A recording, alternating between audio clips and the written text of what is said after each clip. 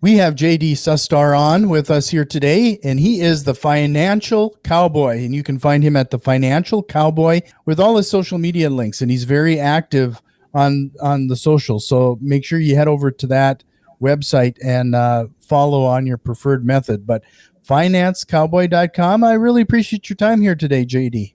Hey, thank you for having me. I'm looking forward to it.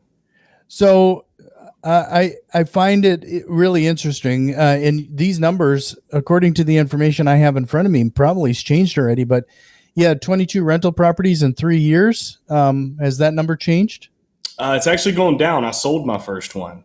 So we're down to 21. Yeah, I probably need to update that. So yeah, I sold the first property I ever bought. I actually sold it not long ago. Is there a reason why you decided to sell? Well, no, not really. A wholesaler kept, well, I'll take that back. There is. A wholesaler kept knocking on my door, knocking on my door, knocking on my door. And finally I responded to him and said, I'd sell it at this particular price, which was double what I'd bought it for a few years ago. And they agreed, and I didn't have to do any work. I didn't have to get rid of a tenant. And so I sold it. And I'm actually in the process of buying an insurance company. So it's always nice to have a little bit of extra cash when you're starting a company. So that was a benefit.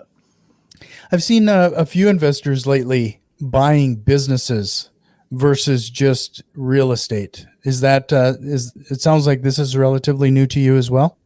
Yeah, it is. Real estate for me has always, I still work full time. I'm in medical equipment sales. And so real estate has always been a way for me to park my money. There's ways to make active income with real estate, through wholesaling and flipping.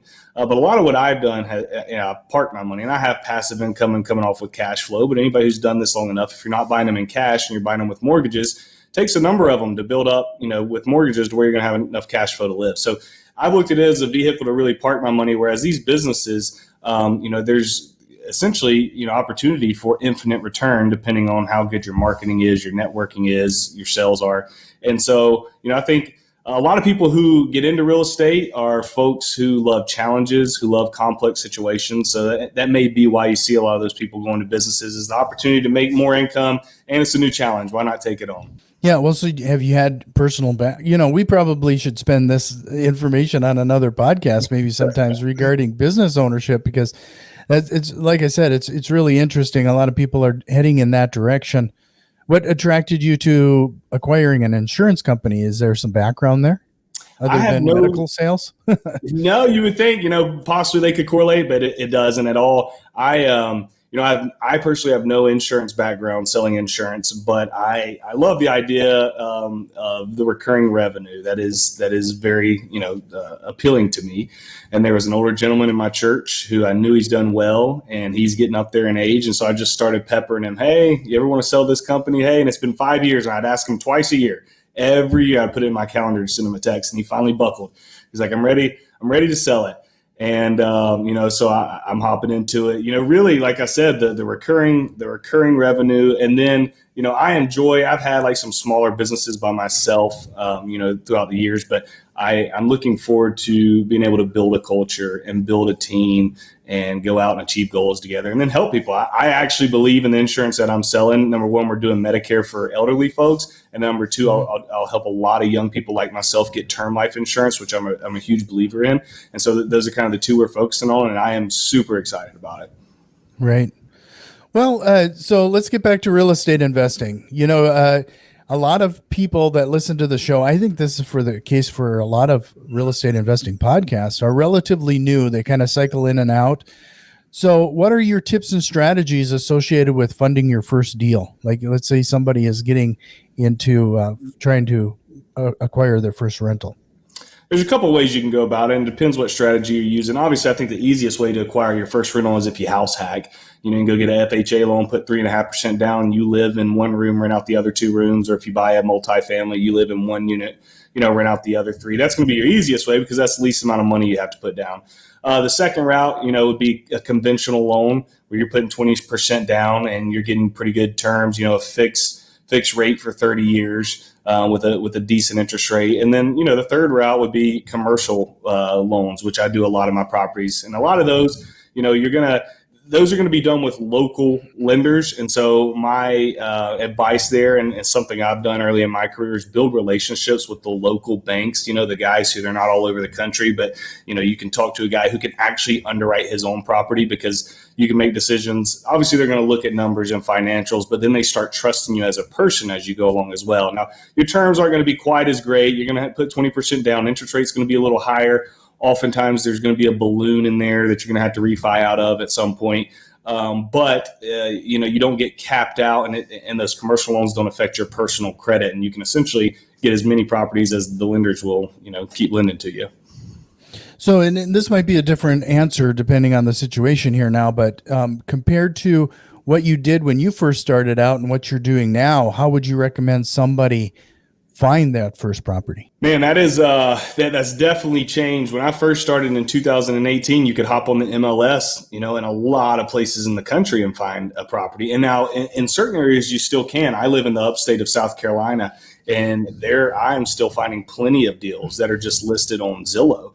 But outside of that, I think you need to build, it's all about networking and having a team. So one of the things, the first thing I tell everybody, I feel like people think it's kind of like rocket science to try and find these deals, but it's actually not. Like, it can get very complex, but just start by telling everybody in your community and social media everywhere that you buy rental properties. And so everybody in my town and my network, all my buddies, all my coworkers, they know I buy rentals. Real estate agents know I buy rentals. I work with locksmith.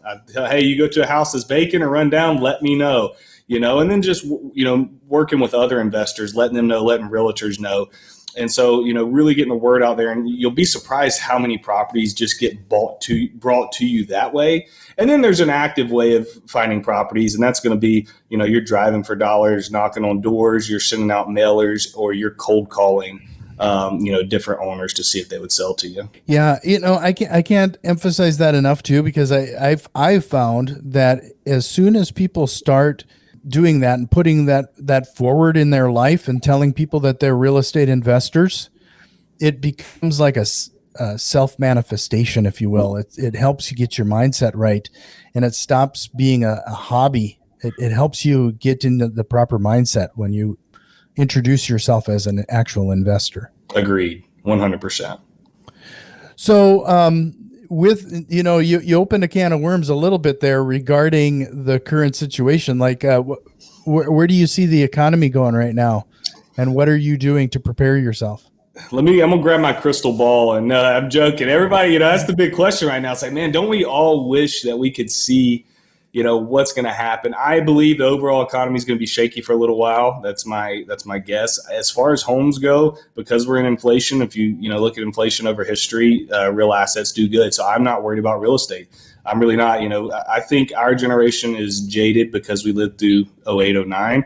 And so we automatically think, the market's going down, real estate's going to tank. There was a lot of other things involved during that, a lot of bad lending. Not quite as bad lending. The supply is still very short. People do still have money. And so I think real estate will continue to go up. Is it going to slow down a little bit? Probably. I don't think you're going to get, 50, 60,000 over asking quite as much. Property's going to sit a little bit longer. But as far as a crash in the real estate world, I think values will kind of stabilize and continue to go up at a more conservative rate. So for me personally, I'm still buying. When I come across, it's all a numbers game, and you look at interest rates, people are freaked out about current interest rates. Well, when I bought my first rental property, my commercial rate was 5.75. They're right around there right now. So to me, it's like, that's where I was when I started. And I plug my numbers into my calculator, and if it spits out good deals, then and it's in the good area and it checks all the boxes, then I'll roll with it. And, I could tell people to continue to do that. As far as, the stock market and things like that, I do think that's going to continue to go down. It's probably not awful to keep a little bit of cash on hand, but, continue buying real estate if you're asking me. Yeah. In fact, every time that I've been asked something about that, if you look at the statistics, it's always been the East and the West coasts and oceanfront property, if you will. Those are those situations where we saw the huge price swings when it comes to real estate, where everybody does the majority of their investing and holds actual rental property. We didn't really see, we might have seen a 10-point reduction here and there, but it wasn't like these huge swings we saw on the East and West Coasts. Mm-hmm. And people still need a place to live. If you have a long-term rental property, you may, people may be a little later on rent, but you realize that when crap hits the fan, a lot of people get some help, and the investors get help. Lenders start allowing you to push off loan payments a little bit. The renters, they end up getting some help some way, whether it's from the government or whatever. So people need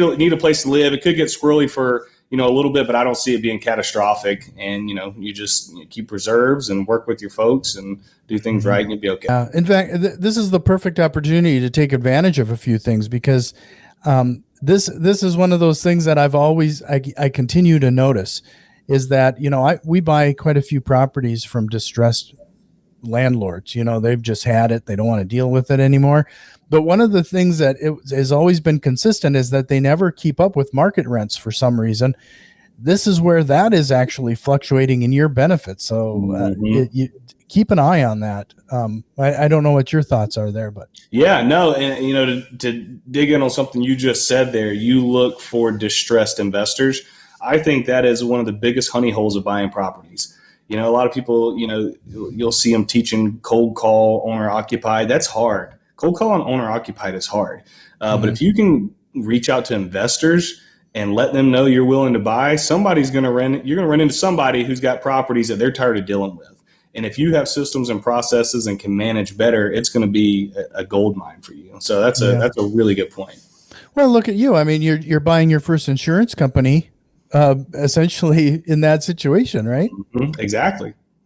And I sold, look at my first property that I just sold. It was the first property I bought. It wasn't a bad situation, but I knew for me to get that ready to sell at market value, I had a lot of work to do, and I was going to have to get rid of tenants. And, so an investor came along to me, and I don't want to say they bailed me out because I wasn't in a rough situation, but it was like, hey, this is an easy out. It's an easy out. And so they're getting a good deal. I got a good deal, and everybody moves on happy.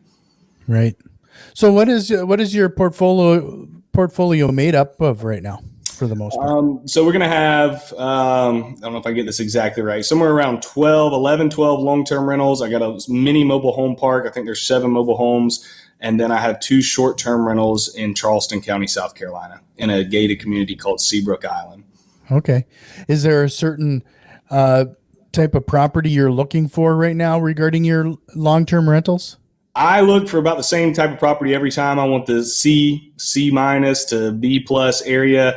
In our area, those are normally brick ranch homes. I really like 3-bed, 2-bath for long-term rentals that are, need some value add. And so that's kind of what I look for. When I first started buying in this area, I was buying them around $75,000. And now they're up to about $115,000, $125,000, those same types of properties. But now they're renting for $1,500. And so that's kind of my sweet spot of what I look for in a long-term rental. Sure. So you're exceeding that 1% rule that everybody talks about. Yeah, I try to. I was on a podcast earlier today, and we were talking about this. You'll hear people try to pigeonhole real estate investing, and I just don't think you can. Folks, I only buy cash flowing properties. It's got to cash flow $500 a month or $400 a month. And why I think that's good and dandy, I don't think they're telling the full truth, because I don't think that's realistic. I don't think you can scale as fast. And so there's been times where I've bought properties for cash flow purposes. I would love to cash flow $400 or $500, $300 on every long-term rental. But I'd be lying if I didn't say there hasn't been rentals that I bought that break even, or I make a few, $50 a month off of them. Because in my mind, yes, I'm playing the long-term game. So for me, it was a great place to park, especially early on, is a great place to park my wealth. And so I was like, okay, if I don't make a ton of cash flow, that's okay. I'm going to have this forced appreciation plus market appreciation. And then these tenants are going to be buying down my debt for me. And so, you look at that net worth spread over time. And then if you just hold on to them and they get paid off, then you got, a lot of cash coming in. And so that's kind of my mindset. I do a mix of both, but I don't pigeonhole it to, one thought process. Sure. Can you talk a little bit about your underwriting process? Like how do you determine that it's a deal that's a fit for you?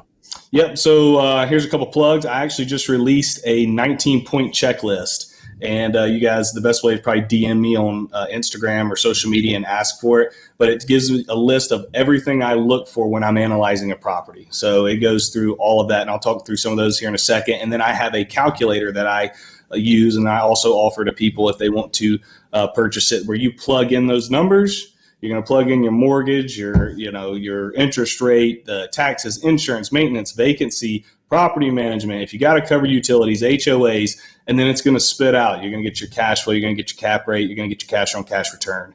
And so I will not buy a property without plugging my numbers in there and, feeling very confident doing it conservatively, making sure it's a good deal for me. And again, jumping back to what I just said, there is no right or wrong answer for me when I look at those properties. If I run our numbers on a property and I'm at bottom dollar and it's going to cash flow negative 100, negative 200, bad, terrible cap rate, terrible cash on cash return, negative cash on, I'm not going to move forward. But if it's cash flowing 100, 200 bucks, cap rates 8%, cash on cash return 8 to 10% on the low end, I'll normally take a chance with that, because a lot of times that cash on cash return doesn't factor in tenant buy down, doesn't factor in tax benefits. So that's kind of like my bottom, bottom of the barrel, and then anything up from there is gravy. Mm-hmm. Yeah, there's just so many variables associated with the cash on cash return. I mean, like you said, we've bought a few houses that we thought is going to be a home run, and then it just takes the air conditioning going out or sewer issue or something, and then it just destroys the cash flow for a year. Mm-hmm. So, but with all that being said, you came across this 7 trailer park, mini trailer park. Yeah. Like, how did you come across this place? So my best friend who got me into real estate, we partner on some properties, and he actually called me, and they manage a large fund now. So he doesn't bring me deals anymore. Unfortunately, I invest in their fund, so I get his deals, but I used to get all the sweet deals that he'd want to partner with. But he brought it to me. It was 7 mobile homes and 2 single family homes were on the property as well. And one thing with mobile homes, if anybody's listening to this and interested in it, you always want to make sure you own the land. Don't ever buy, in my opinion, mobile homes. If you're just buying the mobile homes, you don't own the land. You need to own the land. And then as a benefit, you can own the mobile homes.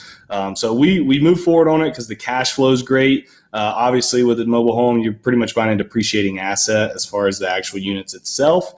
So I don't normally recommend starting out with a mobile home as your first investment. I really like building that foundation with those single family long-term rentals. And then as you build that foundation, I bought this mobile home 2-3 years into my portfolio journey, and it's a good cash flow play. And so we decided to add it to the portfolio. Yeah. I've only run into a couple people that have made one person was like essentially flipping mobile homes.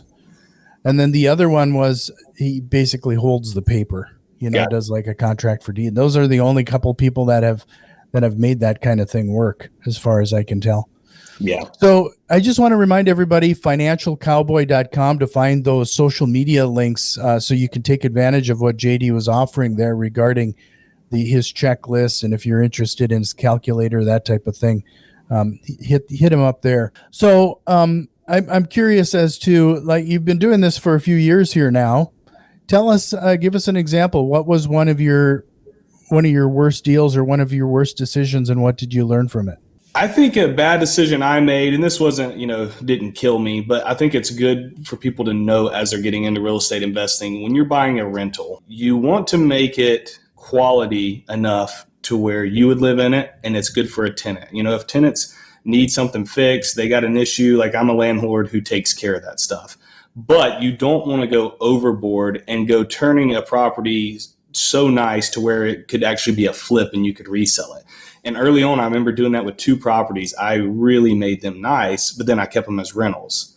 And so you've put, $15,000 in it, super nice. Yeah, you're getting, a little bit higher rent, but then when that tenant moves out, these guys and gals, a lot of times all of us have the tendency, when it's not ours, we don't take care of it as good as we should. And so you leave, they leave, and now you got holes in the wall, and the nice flooring that you've done is cracked, and, plumbing issues and this and that. And so I did that one, 2 of my first 3 properties, and I would advise anybody doing this, do not make that same mistake I did. Just put enough in it to get it nice quality rentable, And then when they leave, you won't, you can fix it back up again, but you won't have to do as much work and you won't eat as much of your capital up. On the flip side, what was give me an example of what was your biggest home run so far? I believe all of them have. That it sounds ridiculous, but because of the market. So don't let me act like I'm this amazing fortune teller over here. But because I bought when I did, and I overcame my fear and took the chance, they've all been a really good deal. But I would say a good home run deal was the first one I bought that I just sold for double what I paid for, and then another one I just got under contract an hour ago before we hopped on this. It was the second Airbnb that I purchased on Seabrook Island. I bought it last year for $285. And it's under contract for $460 right now. Oh, wow. Great. And so that's and especially with me purchasing this new business to be flush with cash. I told you the first one, and now I have this one as well. It just makes you feel good when you're going into a new endeavor like that. They say businesses fail because they don't have cash. Well, now, I should have some cash. And so I'm excited about that. And that was a home run, man. It's cash flowed. It cash flowed, $850 to $900 a month while I had it the last year. I got the one right across the street that I'm keeping that's doing that. And then I've had all this appreciation. And so that's been a big win. Yeah. Well, you're doing pretty well with your short-term rentals then.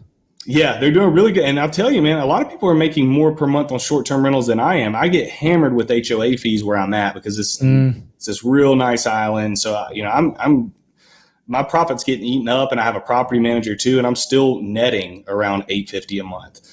So, if I didn't have all of that, you could, I know folks making $1,500 a month off one property in short-term rental.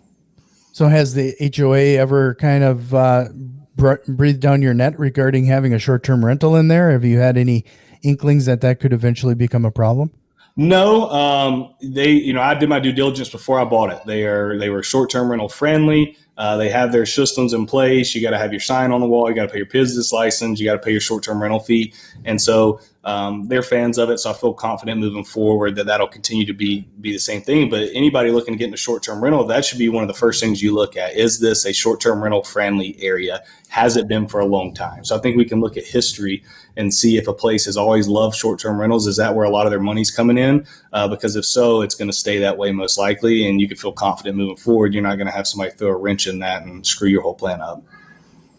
Well, you're likely getting quite a few first-time investors now knocking on your door, asking for advice and some direction and getting some training. What are some of those beginner mistakes that you consistently run into that you'd advise people to avoid? Knowing your numbers. I preach this. If you follow me on social media, half of my posts are me holding my phone up to the computer, analyzing properties, teaching people how to analyze properties, because there is really no worse mistake than you can make than thinking you're going to make this amount of money, but in reality, you're actually going to lose this amount, or you're only going to make such and such amount. And so going into a property, knowing exactly what every number is going to be as close as you possibly can, because you'll be surprised, man. I get a lot of messages from a lot of people who question, hey man, I just thought cash flow was, rents minus mortgage. And I'm like, no. Please don't do that, because you're going to think you're going to make bank on all these properties. You still got maintenance and vacancy and taxes and insurance. And so really knowing what you're doing there before you ever get started is key. Yeah. And I'm going to echo that, plus add, not only stick to your numbers, but keep the emotion out of it. I'm surprised how many people will base it on a gut instinct or some sort of feeling. It's just stick to the numbers. Yeah. And I'll be honest, I still have to fight emotion to this day, and I've done a lot of different deals. And it is very easy to creep in. And that's why I like using my calculator so much, is because as soon as because you'll sit there and you'll try to make the numbers make sense. And if you just look, they don't make sense. At that point, emotion aside, put logic in front of you. It doesn't make sense. Move on to the next one. There's other fish in the sea. Right. No.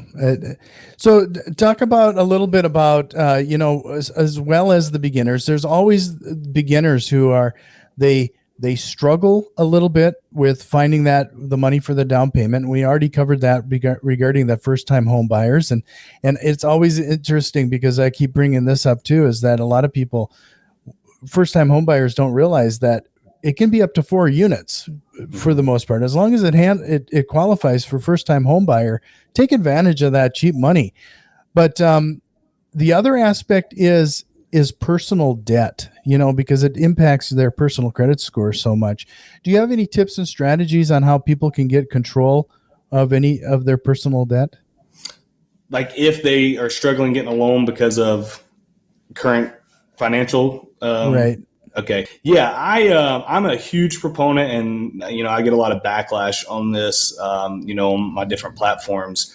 I love the idea of taking care of your finances at home before you go investing in real estate. If you have bad consumer debt, get rid of it. Could you invest while having bad consumer debt? Sure, people do it. They try to play the spread, but sometimes there is no spread, right? That interest rate is guaranteed. The spread's not guaranteed that, you're going to have 4% interest rate on the property, but it's going to return 10. There's no guarantee of that. And so if you have those credit card, that credit card debt, that student loan debt, even vehicles, I don't like having vehicle debt. I just do not like consumer debt at all. Tidy that up, get you 3 to 6 months of an emergency fund for your personal life. And at that point, now you can go invest and feel confident that you have this solid foundation and crap's not going to hit the fan and you'd be screwed, and you're not building this house on sand. You're building it on solid ground, and you're going to be okay for the long term. Yeah.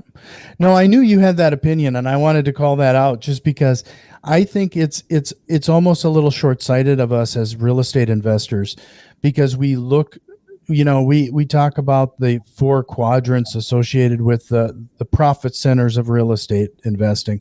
And there's the cash flow and the depreciation and the amortization and the appreciation. However, I think what we also miss, I even have people that come on the show and they will use personal credit cards to buy their assets. They anything and everything they can. But the problem I have with that is the fact that, let's say we buy a property that is, we're lucky and we get a 12% cash on cash return, but you're sitting on credit card debt that you're paying 20% interest rate. I mean, things are out of balance there in my mind, and you'd be better off in some ways paying off that personal credit card. Yeah. I mean, that's my stance. My stance 100%. That's just bad debt. It's bad debt. A lot of people not to go on the credit card train. A lot of people, well, I get, points and cash back and this. And it's like, great. If you have the discipline to be able to pay it off, then you want to play with fire, go ahead. But a lot of people, the data shows that most people in America play with fire and they get burned, and then they get stuck down this long hole that affects them for years and years and years. And it really kills their financial future. So, well, just a reminder for everybody, financialcowboy.com. I'll make sure to have that link in the show notes. But we're going to end here now with some rapid fire, JD. Are you ready? Let's do it. So, what was the best business advice you've ever received? Pay now, play later. And that's life advice. Put in the work now, and you can play later. If you want to play now, then you're going to pay for it later. What's the worst piece of business advice you've ever received?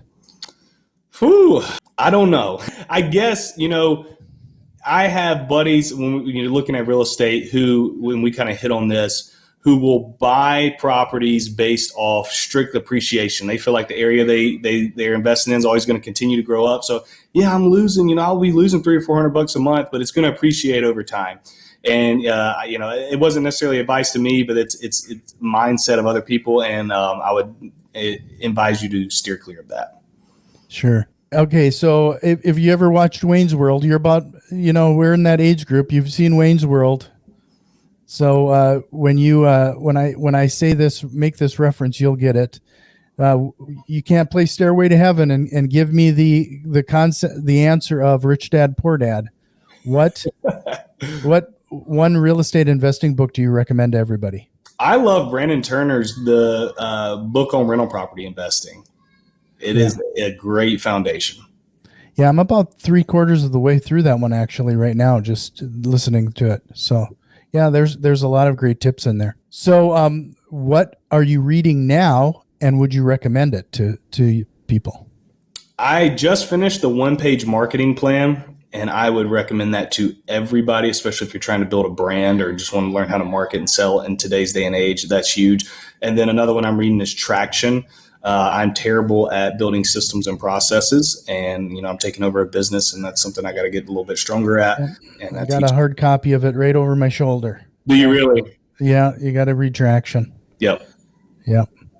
So I especially keep pushing that type of book because, and I'm sure people are tired of hearing me say this, but as far as I'm concerned, we live in a society that we romanticize the hustle and the grind for the detriment of what we're trying to achieve, which is not financial freedom, but getting our time back. Yep.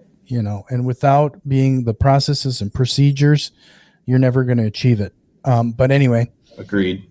I'll get off my high horse now on that, but no, that's good stuff. So if you could go back into time, I guess it's a little over 3 years now when you first starting real estate investing, what advice would you give your younger self? If I could go back to when I started real estate, or if I go back before then, I would have said start buying properties earlier. Start earlier, take the jump earlier. There's that fear. If you guys haven't bought one yet, I know how you're feeling inside. It's, what's on the other side of this, the unknown. Are they going to, is the tenant going to tear the house down? Is it going to burn down? Are they going to pay? Am I going to go in foreclosures? All this bad stuff going to happen. The chances are no. And if they do, then there's, caveats to help mitigate those issues. So I would tell myself to start earlier. And if I could go back even farther, I got into the corporate world right out of college. I worked at a company called Cintas, and I've kind of been in the corporate world since, and it's worked out. I've done, I'm not at Cintas still, but I'm in med device now. It's been great. But I would have told my 22-year-old self, take chances, kind of be more of a wild card for the first, 5 or 6 years, and, chase your dreams a little bit more than just going straight into the rat race. Right.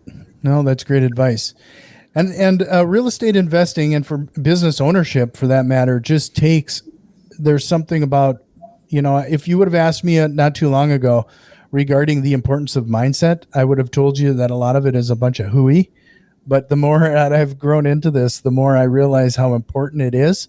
So what are the steps, or what do you do to maintain your positive mindset when you're doing this? I believe I do a good job of setting goals. And so you have to start with, where do you want to be? Like, what are you trying to achieve? What do you want your life to look like? And then once you have that, then you can put steps in place to reach that.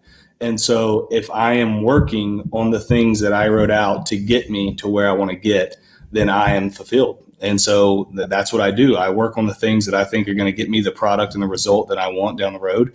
And as long as I'm doing that, then I'm happy, fulfilled. And obviously there's days, right now I'm in this, I'm buying this insurance company, I'm doing some other stuff, and, I'm building this course out for Finance Cowboy. And so right now I'm bogged down with a lot of things that aren't necessarily my strength.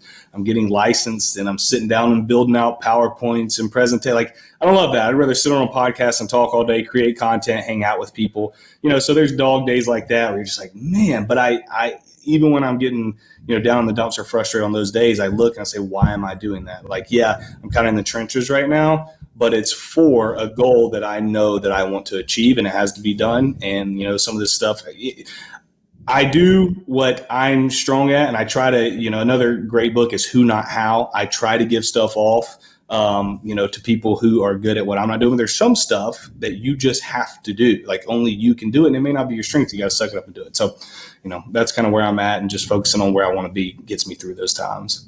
Yeah, no, I appreciate you sharing that. Again, financecowboy.com. But before I let you go, JD, is there a question or concept you wished we would have covered here today? Oh, man. I guess a question or concept I wish, we would have covered today is maybe, what was the background? What made me get into real estate? What's the story of how I got into real estate and the things in my life that led me to, real estate and the success I am now? That'd be a good question. Okay. Well, why don't we go down that road if you have the time? Yeah, man, we can do it real quick. Yeah. So tell us the story. So, I've always been, in my mind, a driven individual. Like I said, I adopted the Who Not How, the pay now, play later concept when I was young. And my goal was to play Division I baseball. And, I decided very, very young that I was going to do everything I needed to do that. I was going to sacrifice stuff to reach that goal. And I did, and played in Charleston, South Carolina. And, I get done with work, or get done with school, and it's time to go to work. And, it's like, everybody, unless you're going to school for a particular thing, I think everybody kind of hits that point of like, what do I want to do with my life? Where am I going? I'm not a doctor. I'm not a nurse. I'm not a lawyer. So what am I going to do here? And my uncle said, why don't you try to, work yourself in sales eventually? I think you would do good at that. So I said, fine, what's the best company to learn sales at? And I looked it up, and a lot of people said Cintas. So I went to work at Cintas, started on a truck, delivering clean uniforms, picking up dirty ones, changing out urinal cakes. And, I did a really good job of growing my weekly route volume. And it's like hot. It was like July in Charleston.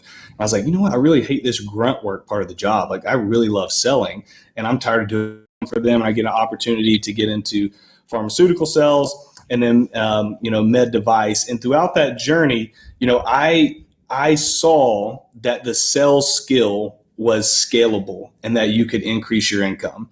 And I think when you look at investing in general, or you look at getting that time freedom back sooner and that financial freedom, income is kind of the fuel that generates that keeps that going, and it determines the speed at which you achieve it. And so, my mindset became like, we all have the same amount of time in the day. What can I do to give me the most income that I can then apply to give me freedom quicker out of anything, and that was sales for me. And I just kept climbing different industries in the sales ladder to I landed in, I think, what is the mecca of sales, and that's medical device, which has now allowed me to get, a high income. And, I started making that money, and and even before, I was, started dabbling in real estate, but and I get serious about my finances. And like we talked about earlier, I was like, I got to get rid of consumer debt. Like, I got to get my home in order, and we take care of that. And we build up our emergency fund, and we're driving beat up cars. And, I get to this point where I got everything in order and it's time to invest. And it's like, what am I going to invest in? And I look around, and my best friend's investing in real estate in his network, other people in my network. And I look at my father-in-law, who was, in his late 60s, 70s, and he had a bunch of real estate, and he was successful. And real estate, in my mind, had led more people to become millionaires, become financially free than anything else. And not to say the stock market's bad or any other investment, but real estate seemed to be the way to go. And so when I made that decision, it was like, okay, let's learn everything we can about it. So I started reading books, the Brandon Turner books, listening to Bigger Pockets, listening to other podcasts, and really took in that knowledge. And I had a mentor in my best friend, which I think is huge, because when it came time to finally to put that knowledge to work, I had somebody to nudge me and take that emotion of fear that was holding me back, put it to the side, get me to see logic and say, okay, look, I know it's scary to make this jump, but logically, it's riskier to not invest in real estate than it is to invest in real estate. Your future is worse off by you not taking this jump than you taking this jump. And when I finally realized that and brainwashed myself with that, I bought the first property and became an addiction. And I say an addiction, that's a bad word, but you know what I'm saying? You buy that first one, it's like, I got to go get the next one. And, I look back, and now it's 4 years later, and got 21 properties, and, I've made some money off one, about to make a decent chunk of change off the other, and still going to have 20 in the portfolio. So it's a great ride, and I recommend all you guys get started. Yeah. And you talked about your sales background. I think there's some need there. Like what type of training did you go through at these different companies that you found really beneficial? And did you supplement it at all through books or self-training? Yeah, they did a great job. They were very hands-on. And so I think even before I got into sales training, the role I had, which was grunt work, being out on the route, I had to interact with a lot of customers. And so you kind of learn how people think and what they need. And so like really just picking that up and how people are thinking when they own a business and what's going to make them spend.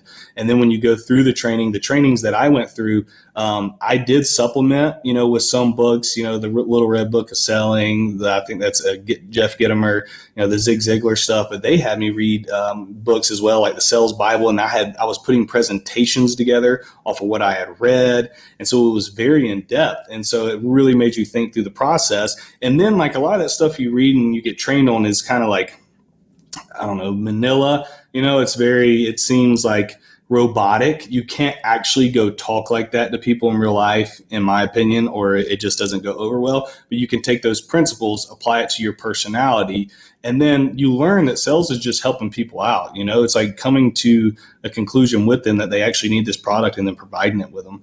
And so, I absolutely love the profession. Yeah. Well, JD, this was a great conversation. I'll hope you come back again sometime. I would love to talk as you settle into business ownership and that process. One last time, financecowboy.com, but we'll see you next time. Thank you.